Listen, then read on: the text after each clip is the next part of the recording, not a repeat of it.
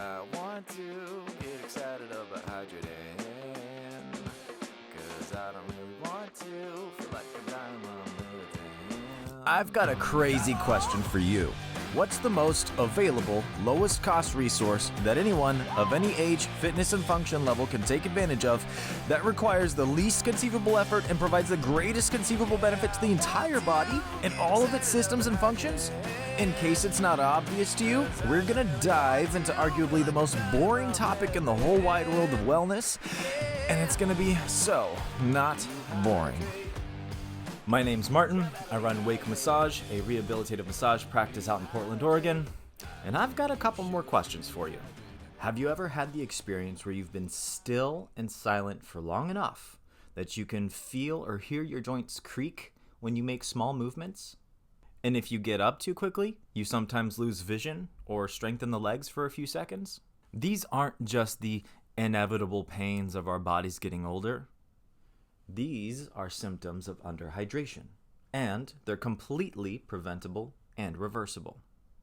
I like to use the term underhydration in most cases, leaving dehydration for the proper state of severe life-threatening levels of corporeal desiccation. As I was growing up, I heard from time to time from various adult figures how hydration is important, that the entire body is made up of a whole range of percentages of water, everything from 70% all the way up to 95%. That never mattered to me though. Like, so what? I never saw anyone deliberately drinking enough water to be hydrated anyways, to set the example, and nobody ever explained it in a way that made me actually want to embrace the habit. My understanding now is that those adult figures didn't quite get it themselves. They were just passing along an old ism, practically out of obligation of being a good adult and saying the thing that you should say to a child. Back when "'cause I said so" was a supposedly enough authoritative reasoning to convince a child, which it never did for me. After a lifetime of raising an eyebrow to the varying percentage statistics, I realized my body is made up of as much water as I take in. And the same goes for you. So why is it so important? Hydrating is like the unsexiest thing anyone could talk about aside from the paramagnetic effects of water. After a few fixated years of having professional reasons to delve into the mysteries of water and hydration, what made sense to me about why hydrating is so important could be summed up in one word: performance. Going through massage school, my very first hands-on practical was with a monolingual woman who happened to not speak the same language as me. She was kind and meek, but in that timid kind of a way. Weak handshake, no eye contact, not a peep of speech. It took me a while to figure her out, being in my early 20s and not really having a whole lot of experience with people at that point. She had the hardest back that I never would have even dared that anyone could have. The first idea that came to mind after witnessing her back was turtle shell for the kyphotic shape that her spine was stuck in. And the hardness of what were supposed to be muscles, which felt closer to bone than any locomotive tissue that I had ever felt prior. She was always hunched. And by the smell of cumin coming off of her skin, she was always in the kitchen, much like my Cuban abuelita before she passed. That was my first experience with someone who was severely underhydrated, though I didn't know at the time. And also my first spiritual experience picking up on the energies trapped inside of the tissues of the body. Her back quietly told a lamenting story, with scars, burn marks, and chronic holding patterns that told me that she was regularly abused, maybe physically, but definitely emotionally. I felt it with my hands, but also with my heart. I could tell she needed more than just a massage, something that I couldn't help her with. And after that awkward exchange of doing absolutely nothing for her, I felt heavy and useless. Her body did not release. She did not receive any pain relief or help from me at all. And I wasn't proficient in any language that she could understand to be even mildly comforting, including languages of the body. It was a very confusing experience that kept me stumped for a good while. Why was her back so hard? Why, after an hour of attempting to give the best that my nurturing heart could muster, could I not mitigate a modicum of her myofascial menagerie? After 3 years in the field, I had a huge aha moment about why some people, who obviously don't exercise, have tighter and harder muscles than most people who obviously do exercise. My whole life, I had been under the impression that exercise is what creates tightness in the body, but I had it all backwards. Maybe this impression came from hearing at a young age that attractive is synonymous with hard-bodied. The aha came to me after enough iterations of me asking each of my clients what their hydration habits were and finding a strong correlation between palpable tissue suppleness and the volume of water that they claimed to drink. Once it clicked, I was so excited about my findings, but I had to make sure of what I was learning through experience. So I ran an experiment of sorts. I had it all planned out.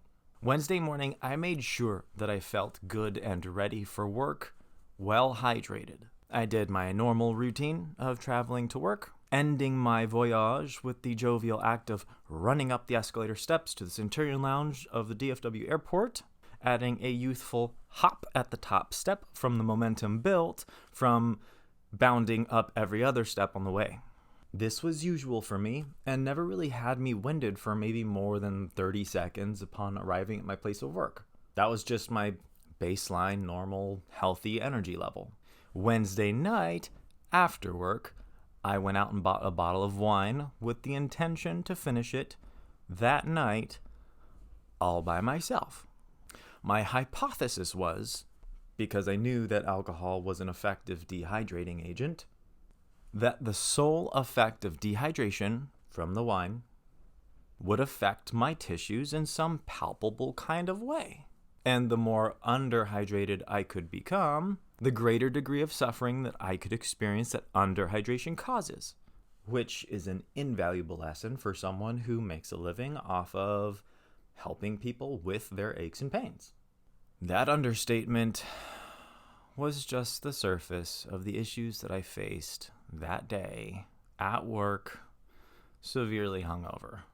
My energy was so low that I couldn't muster any extra effort to do more than merely walk up the escalator, much less at a hop at the top step. Not only that, but when I did arrive at the top step, the demand of blood flow that my legs required to get me up to my place of work was more than my body could readily supply. So for at least 3 minutes, all I could do was huff with my hands on my knees, until I finally caught enough breath to compose myself and enter the lounge spa.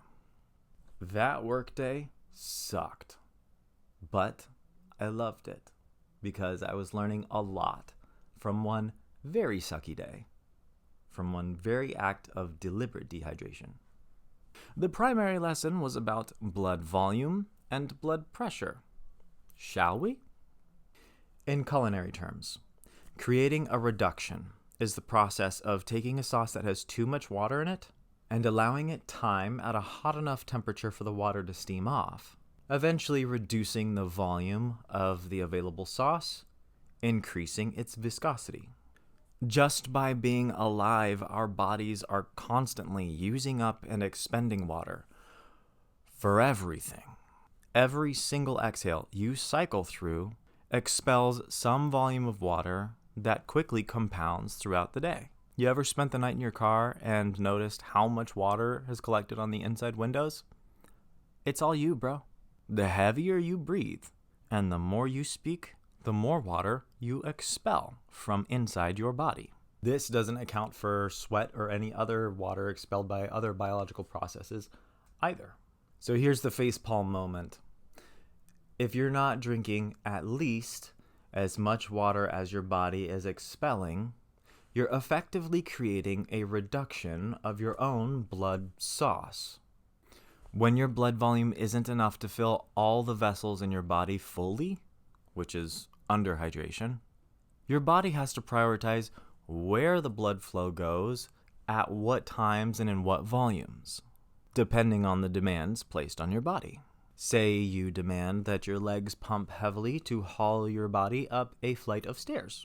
This means the rest of your body is going to suffer from some level of hypoxia until the demand for excessive blood flow goes down for long enough for your body to normalize after an inordinate amount of huffing. If you think of the entire body as clay, then some folks feel hard, like cold modeling clay, while others feel supple, like Play-Doh. The main difference? Hydration habit, then age, then activity level, then inherited tissue composition. Underhydrated bodies are easily fatigued, have really short stamina bars, can only give a fraction of their true strength. Reflexes are laughable. Cognition is diminished. Energy levels and moods are always low and slow. Injuries happen way too easily with everyday things like sleeping. And the mechanical friction within the sticky tissues of the body that are supposed to be supple and glidey creates an interoceptive experience that incentivizes staying put, minimizing effort, and avoiding all forms of energy expenditure. This includes social energy, like the kind of energy that is required of you for dealing with a spouse and children or other social demands. Does this now paint a clearer picture and personal case for hydrating and giving the body the one thing that it needs and needs most often? I've said this before, and I'll say it again. If you're one of my clients and you aren't actively working on improving your hydration from whatever level it's at, I know that whatever work we accomplish will be akin to swimming upstream, mostly futile and with maximum suffering on your part. Now, if you want to squander your money on small results instead of big results like we could accomplish with proper hydration, I'm here for the work no matter how much work is required of me. When you're on my table, I'm here for you. I will do everything in my power to create the highest likelihood of success for you both in the short term and the long term.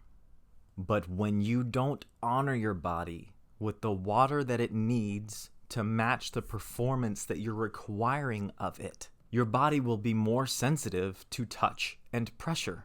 The tissues will give reluctantly, and only after a lot of wrestling and waiting.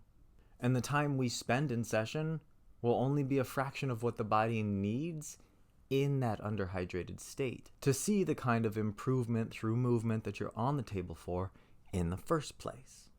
If you have a movement practice that you're regular with, but you suck at hydrating, try reversing those priorities, and I guarantee you'll experience changes that you can be excited about. Call me cocky. I consider myself convicted. If there's one rock to stand on in regards to health and wellness, this is the one.